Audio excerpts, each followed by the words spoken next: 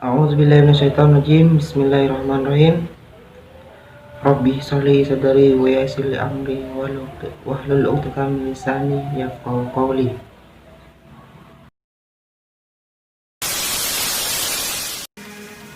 Baik, Assalamualaikum warahmatullahi wabarakatuh. Berjumpa lagi dengan saya Muhammad Nafi Akbar Hasan, NIM E 2019-2158. Baik, dalam video ini disusun untuk memenuhi tugas mata kuliah Ekonomi Makro Islam, dosen pembimbing Dr. Abdul Wadud Nafid LC MEI. Di sini saya akan mempresentasikan makalah saya yang berjudul tentang pendapatan nasional dan metode penghitungan pendapatan nasional makro Islam. Oke, di pembahasan pertama atau materi pertama, saya akan menerangkan tentang definisi pendapatan nasional. Pendapatan nasional atau national income merupakan tolak ukur yang paling baik untuk menunjukkan keberhasilan dan kegagalan perekonomian suatu negara dari nilai total output akhir dari semua barang dan jasa yang diproduksi selama 1 tahun. Pendapatan nasional dalam perspektif ekonomi Islam. Dalam penghitungan ekonomi Islam, terdapat prinsip-prinsip yang harus dipegang teguh dalam penghitungan pendapatan nasional, yaitu pertama, pendapatan nasional harus dapat mengukur penyebaran pendapatan individu rumah tangga. Kedua, pendapatan nasional harus dapat mengukur produksi di sektor pedesaan. Terus ketiga, pendapatan nasional harus dapat mengukur kesejahteraan ekonomi Islam.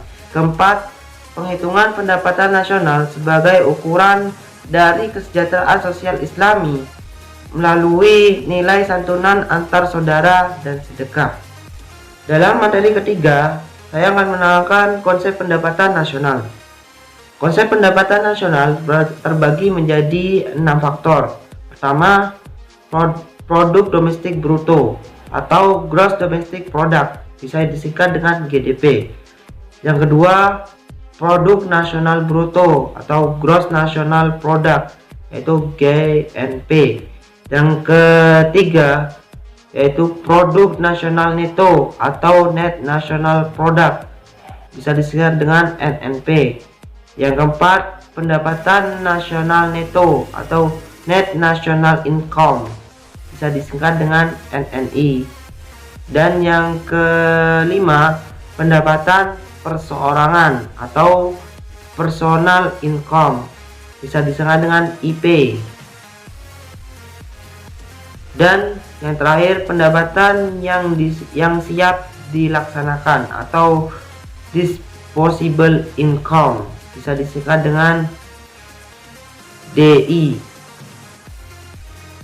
Lalu selanjutnya saya akan menerangkan konsep pendapatan nasional yang pertama, yaitu produk domestik bruto atau gross domestic product, yang bisa disingkat dengan GDP.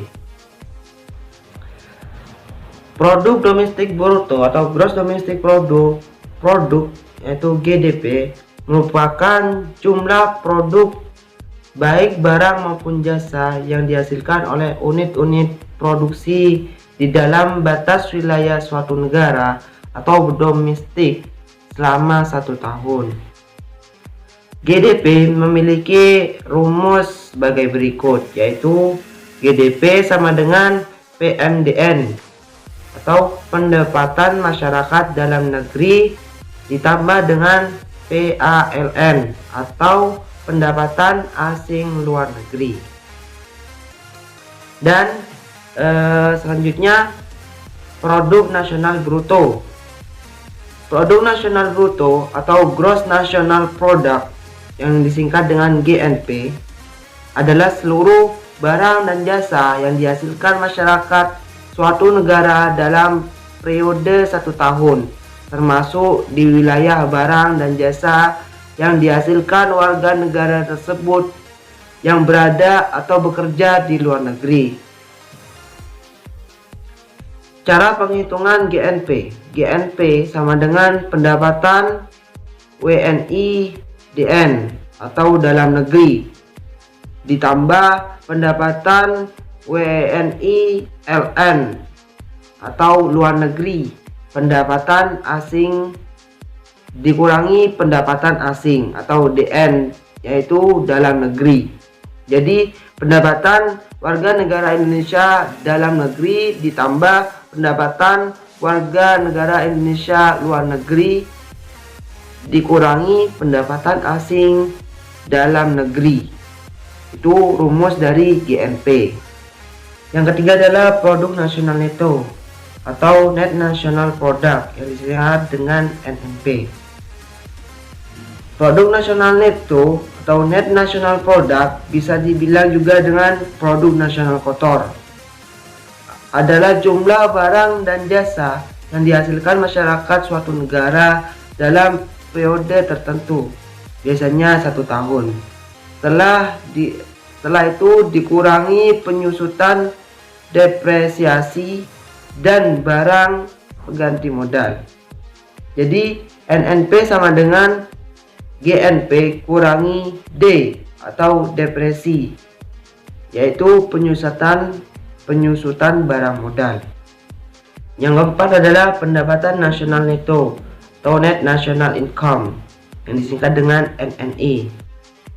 Pendapatan nasional neto atau Net National Income yang disingkat dengan NNI adalah pendapatan yang dihitung menurut jumlah balas jasa yang diterima oleh masyarakat sebagai pemilik faktor produksi atau nilai dari produk nasional kotor atau Net National Product dikurangi dengan pajak tidak langsung. Maka rumusnya adalah NNI sama dengan NNP kurangi pajak tidak langsung. Yang dimaksud dengan pajak tidak langsung di sini adalah pajak yang bebannya dapat dialihkan pada pihak lain seperti pajak hadiah, pajak penjualan, dan lain-lain. Lalu selanjutnya adalah pendapatan perseorangan atau personal income yang bisa disingkat dengan PI. Pendapatan perseorangan atau personal income merupakan jumlah pendapatan yang diterima oleh setiap orang dalam masyarakat, termasuk pendapatan yang diperoleh tanpa melakukan kegiatan apapun. Yaitu rumusnya adalah PI sama dengan NNI kurangi pajak perusahaan ditambah laba ditahan tambah iuran pensiun ditambah transfer payment. Transfer payment adalah penerimaan yang bukan merupakan balas jasa produksi, melainkan diambil sebagai dari pendapatan nasional tahun lalu seperti pembayaran dana pensiun, tunjangan pengangguran, dan sebagainya. Lalu yang terakhir adalah pendapatan yang siap dilaksanakan atau disposable income yang bisa disingkat dengan DI. Pendapatan yang siap dilaksanakan atau disposable income yang disingkat dengan DI adalah pendapatan yang sudah ada, yang siap untuk digunakan mengkonsumsi suatu barang atau jasa, dan lebihnya bisa ditabung untuk investasi. Rumusnya dari DI sama dengan PI kurangi pajak langsung. Pajak langsung adalah pajak yang bebannya tidak dapat dialihkan kepada orang lain, seperti pajak pendapatan. Konsep pendapatan nasional dalam Islam. Dalam Islam sendiri terdapat sumber-sumber pendapatan nasional, yaitu yang pertama ghanimah. Ghanimah artinya harta rampasan perang. Lalu kedua sedekah. Sedekah sendiri artinya pemberian harta kepada orang-orang fakir miskin atau orang yang membutuhkan. Yang ketiga adalah infak. Infak artinya mengeluarkan sebagian harta atau pendapatan untuk satu kepentingan yang diperintahkan ajaran Islam. Yang keempat adalah zakat. Zakat artinya mengeluarkan hak harta fakir miskin yang menempel kepada orang kaya. Yang kelima adalah usr, pajak per 10 dari lahan pertanian. Yang keenam adalah jizyah, yaitu artinya kompensi atau pajak yang diambil dari penduduk non-muslim yang berada di negara Islam sebagai biaya perlindungan atas kehidupan mereka. Yang ketujuh adalah kharaj, yaitu artinya pajak tanah yang dimiliki oleh umat Islam dan dikelola orang non-muslim. Yang kedelapan adalah pajak tambang atau harta karun, yang mana artinya pajak 1/5 dari hasil tambang atau harta karun yang ditemukan di wilayah orang Islam. Yang terakhir, wakaf. Wakaf artinya menyerahkan suatu hak milik yang tahan lama zatnya kepada nazir atau penjaga wakaf. Alhamdulillahirobbilalamin. Alhamdulillah, berakhir sudah presentasi yang dapat saya sampaikan pada hari ini.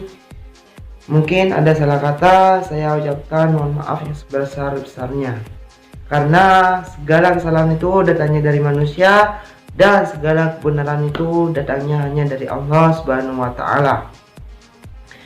So, thank you very much, and I hope it will be useful and can add to your insight.